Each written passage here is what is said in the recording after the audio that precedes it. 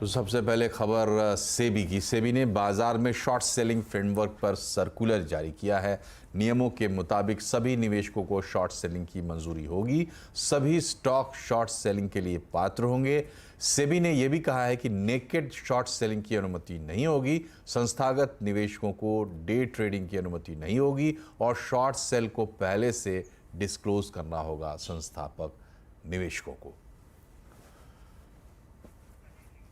तो इस खबर पर को डिटेल से समझते हैं और इसके फॉलआउट्स को समझते हैं। हमारे साथ जुड़े हैं सेबी के पूर्व ईडी जयंत गुप्ता। गुप्ता साहब, बहुत बहुत स्वागत है आपका सीएनबीसी आवाज़ पर। आपको क्या लगता है ये जो फैसले आए हैं सेबी के, इसके पीछे सोच क्या है, रैशनल क्या है और क्या असर इसका देखते हैं आप? देखिए, अगर आपने ये सर्कुलर पढ़ा हो तो सर्कुलर कुछ नया नहीं बोलता है।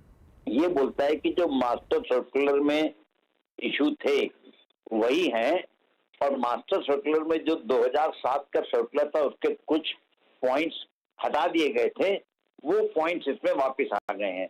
तो इससे मेरे हिसाब से कोई भी फर्क नहीं पड़ने वाला। इट इज ओनली कि जो एग्जिस्टिंग पोजीशन है उसको रीइटरेट किया गया है और कुछ फर्क नहीं आएगा।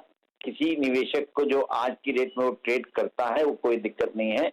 इसमें एक जगह आप देखेंगे तो लिखा हुआ है कि इंस्टीट्यूशनल इन्वेस्टर को पहले बताना पड़ेगा शॉर्ट सेलिंग के लिए, और रिटेल इन्वेस्टर क्लोजिंग आवर्स के बाद बता सकता है कि वो शॉर्ट सेलिंग है कि नहीं है।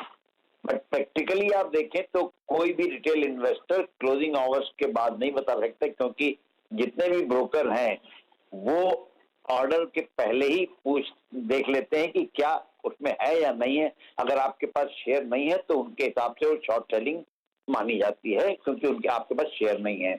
और दूसरा है कि स्टॉक लेंडिंग एंड बोरोइंग का मैकेनिज्म ऑलरेडी मार्केट में है, तो शॉर्ट सेलिंग आदमी करता है और बोरो कर सकता है स्टॉक मार्केट से, तो कोई इशू नहीं है।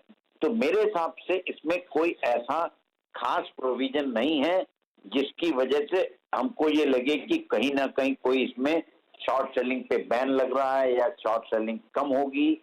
कोई भी फर्क नहीं पड़ने वाला है जी। तो सेबी ने कुछ चीज़ों को दुरुस्त करने की कोशिश की होगी गुप्ता साहब, जैसे इसमें एक टर्म यूज़ किया है, नेकेड शॉर्ट सेलिंग की अनुमति नहीं होगी, डिलीवरी जो है वो मैंडेटरी होगी, डिलीवरी का जो आपका वादा है वो आपको पूरा करना अनिवार्य। इस तरीके से तो मतलब क्या हाईलाइट करना चाहती है सेबी? नहीं, देखिए क्या होता है कि जो नेकेड शॉर्ट सेलिंग होती है उसमें हमारे पास शेयर नहीं और हमने बेच दिए, लेकिन जो हमारे यहाँ का स्टॉक एक्सचेंज का मैकेनिज्म है उसमें सेटलमेंट पे हर आदमी को अपने अपने ऑब्लिगेशंस को मीट करना होता है। तो अगर मैंने बेचा है तो मुझे उसकी डिलीवरी देनी है। अब नेकेड शॉर्ट सेलिंग का मतलब है कि मैंने डिलीवरी नहीं दी और उसको एक्सटेंड करता रहा अपना कमिटमेंट। हमारे यहाँ क्योंकि T+1 सेटलमेंट है, तो आपकी जिम्मेदारी है कि अगर आपने शॉर्ट सेलिंग करी है तो आप उसको कहीं ना कहीं से उधार लेके लेंडिंग एंड बोरोइंग मैकेनिज्म का यूज करके आप अपने कमिटमेंट को मीट करें।